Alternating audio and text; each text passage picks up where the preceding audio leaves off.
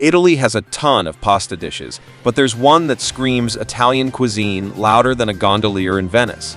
Forget gold plates. In Italy, they serve dinner on a cheese wheel. The Parmesan wheel probably has more mileage than your car. This dish is so fancy, your taste buds might start speaking Italian. Picture this: pasta from Florence, a mountain of cheese, a torch for drama, and a giant Parmesan wheel as its stage. Add white sauce, a drizzle of olive oil, and a sprinkle of truffle schmaffle magic, and you are right in Italy. This dish screams Italy louder than an espresso-fueled opera singer. Who needs a plate when you've got a Parmesan throne? Fire, cheese, and truffles, a culinary love triangle we all support. Forget dinner, this is a 5-star carb performance.